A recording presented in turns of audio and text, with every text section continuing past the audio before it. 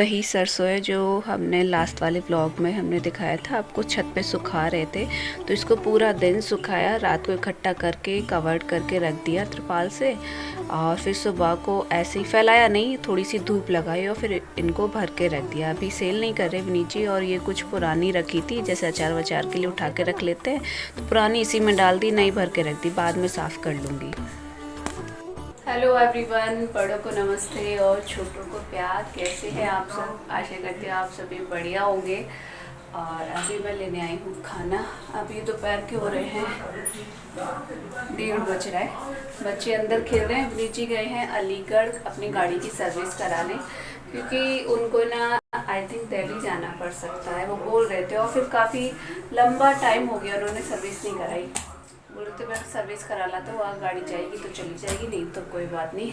अब मैं अपने लिए लेने आई हूँ खाना। खाने में बनाया है पत्ता गोभी और बूंदी का रायता। बच्चों ने खा लिया, सब ने खा लिया, मम्मी ने भी खा लिया। नीचे खा के नहीं गए थे, उनको जल्दी जाना था, तो उन्होंने खाली मठा पी लिया था गुड़ से। मठा हमारे घर आप जानते ही निशा के घर से आता है, तो मैं लगा लेती हूँ अपने लिए खाना। और आ जाइए आप लोग भी खा लीजिए। मैं एक सिस बोल रही, ठीक है, आप है ना मट्ठी के आलू कैसे बनाते हो वो रेसिपी शेयर करना। तो मैंने कल शाम को मट्ठी के आलू बनाए थे, तो आज उसकी रेसिपी डालूंगी शाम को। तो जो लोग मेरे चैनल पे न्यू है, जिन्होंने फर्स्ट टाइम विज़िट किया है, तो प्लीज़ मेरे चैनल को भी सब्सक्राइब कीजिएगा, और ब्लॉग अच्छा लगे तो लाइक कीजिएगा। और साथ ही मैं रेसिपी भी डालती हूँ। अभी फ़िलहाल रेसिपी ज़्यादा आ रही है, क्योंकि मैंने अभी ब्लॉगिंग हाल फिलहाल के लिए छोड़ रखी है। और रीज़न आपको पता ही है, लास्ट ब्लॉग में मैंने बताया था कि मुझे सर दर्द की प्रॉब्लम है, इस वजह से तो मैं कैमरा कम ही यूज़ कर रही हूँ। तो रेसिपी की वीडियो थोड़ी छोटी रहती है, इस वजह से मैं डाल देती हूँ एडिटिंग करके, उसमें कुछ ज़्यादा नहीं करना पड़ता। तो यहाँ मेरी हो गई है प्लेट तैयार।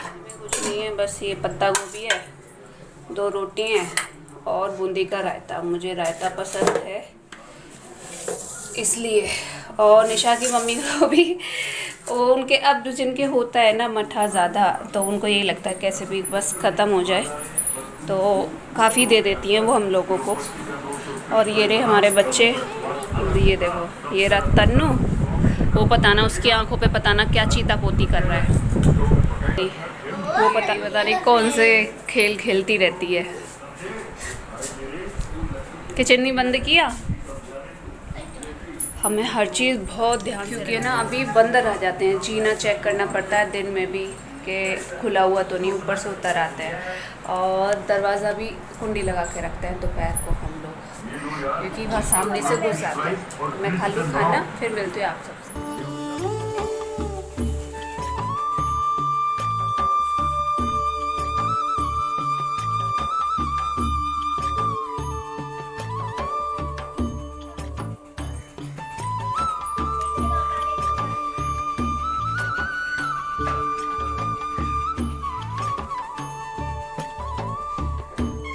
मैंने अभी आँखों में डाली ड्रॉप। मैं जिस डॉक्टर को दिखा के आई थी ना, उन्होंने ना 2 ड्रॉप दिए आँखों में डालने के लिए, क्योंकि मैंने उनको बोला था मुझे ना मतलब रोशनी से बहुत ज़्यादा, मतलब कि चाहे खास करके सनलाइट जो होती है उससे बहुत ज़्यादा इफेक्ट पड़ता है आँखों पे, मतलब ऐसे हो जाती है, जबकि नंबर में कुछ भी अप डाउन है नहीं। तो उन्होंने ड्रॉप दी थी डालने के लिए। और मेरी बन रही है इधर चाय। लाइट आई नहीं है, लाइट का वेट कर रही थी, चारा मैं डाल आई हूँ।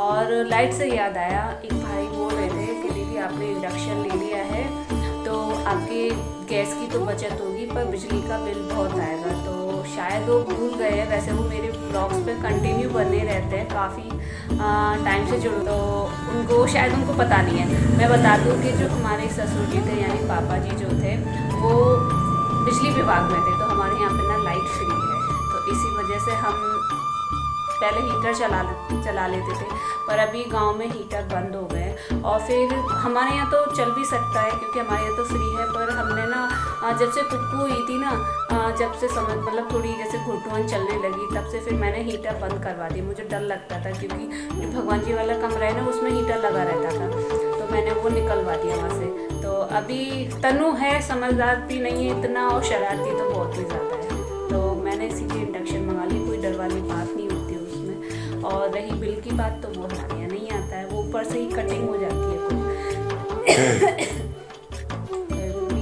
चाय, फिर मिलते हैं आपसे चाय पीने के बाद। मैं नहीं पीती, मतलब चाय देने के बाद, ठीक है। आज बहुत दिनों बाद आपको ये नज़ारा देखने को मिल रहा होगा, क्योंकि व्लॉगिंग भी बहुत टाइम बाद कर रही हूँ मैं, कम से कम 10-12 दिन हो गए मुझे करते करते, और वो भी फेस कैम वाली। और ये देखो हमने ना यहाँ से सारी भुजी वुजी निकाल दी है, क्योंकि अभी नई फसल आने वाली है ना, गेहूँ भी सारे पक चुके हैं, अब बस कटाई शुरू हो जाएगी नवरात्रों से। और हाँ, नवरात्रों से याद आया, आप सभी को नवरात्रों की बहुत बहुत बहुत शुभकामनाएं। माता रानी आप सभी के यहाँ पे बहुत ज़्यादा वाली खुशहाली लेकर आए और सब पर अपना आशीर्वाद बनाए रखें। तो ये ना सारी बुच्ची निकालती भी नहीं, नहीं निकाली थी इस बार, मैंने कुछ भी हेल्प नहीं कराई क्योंकि मैं घर पे ही रही इस बार, क्योंकि आप समझ सकते हैं मेरा, वैसे सच बात बताऊँ ना, मुझे घर से बाहर के जो भी काम है ना करने में बहुत ज़्यादा मतलब बहुत इरिटेशन सी होती है, ऐसा लगता है बस घर में ही काम करूँ मैं। हालांकि आलसी तो मैं हूँ, झूठ नहीं बोलूँगी, पर मुझे घर में ही रहना अच्छा लगता है। तो मैं घर के काम अपने, चाहे मुझे पूरा दिन निकल जाए घर के काम करने में, पर मैं घर में आराम से लगी रहती हूँ। पर जब बाहर काम करने की बारी आती है ना, तो मुझे थोड़ा गुस्सा सी आती है कि मुझे जल्दी जल्दी घर का भी काम ख़त्म करना पड़ता है। अगर ख़त्म हो भी पाता है, हो भी जाता है, नहीं भी हो पाता है, फिर छोड़ छाड़ के यहाँ पे आओ ऐसे करके, तो बहुत गुस्सा सी चढ़ी रहती है। तो इस वजह से, तो इस बार विनी जी ने खुद ही अकेले से किया, हालांकि मुझे उनकी हेल्प करानी चाहिए थी, पर वो बोल रहे थे कि नहीं ये बस उखाड़ना ही उखाड़ना तो है, तो ये तो ऐसे ही उखाड़ जाएगी। तो ये सब यहाँ से उखाड़ के डाल दिया, और इस बार छोटी बुच्ची बनेगी, क्योंकि भूसा हम थोड़ा रखेंगे, क्योंकि हम अपनी भैंसों को सेल कर रहे हैं। मैंने जैसा कि बताया था कि मैं अकेले हैंडल नहीं कर पाती हूँ, विनी जी के जो टूर आते रहते हैं वो उनको छोड़ना पड़ता है, लंबे लंबे जो काम आते हैं, इस वजह से। और मैं अकेली रह जाती हूँ, कोई हेल्प के लिए है नहीं, इस वजह से।